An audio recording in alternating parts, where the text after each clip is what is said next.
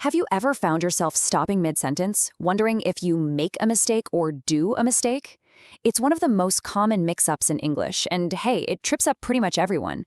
But stick with me, and by the end of this, you're going to know exactly which one to use, and more importantly, why. So, if you've ever had that little moment of hesitation, wondering which word is right, you are definitely not alone. It's a classic challenge. But here's the good news. There's a surprisingly simple rule that makes it all just click. Okay, so let's get right to the heart of the problem. Let's start with the big one. Think about it for a second. Which one just sounds right to you?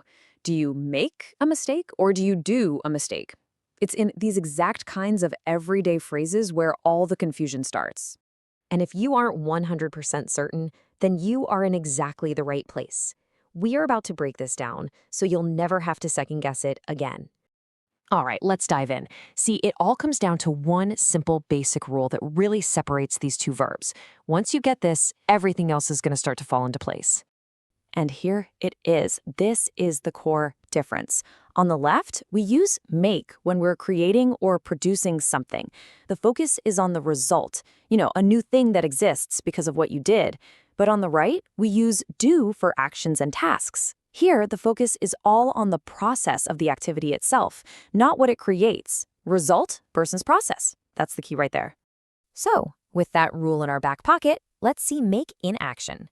You're going to see how it always comes back to this idea of creating or producing something new. Now, what's really interesting here is how all these phrases create something that wasn't there before. You make arrangements and boom, a plan is created. You make a choice or make a decision, you're creating a final resolution. And when you make a comment or make a phone call, you're literally producing communication.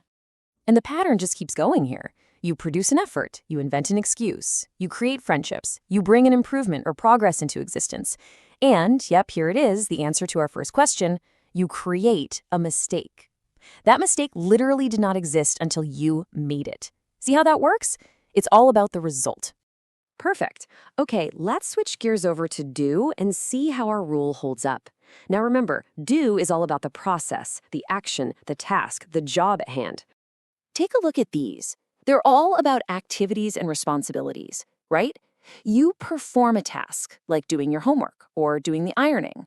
You engage in an activity, like doing some work. The focus isn't on some new object being created, but on the action of getting the task done. And it's the same thing here. Do is all about the action.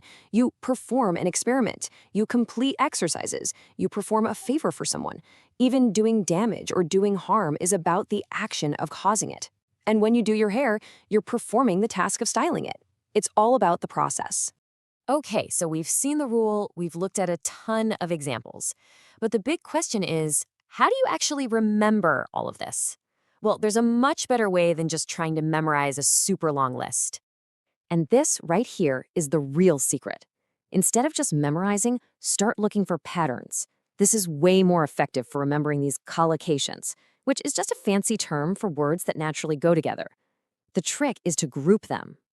This slide is a perfect example of what I'm talking about. Look at this. You can group all these phrases under the theme of communication.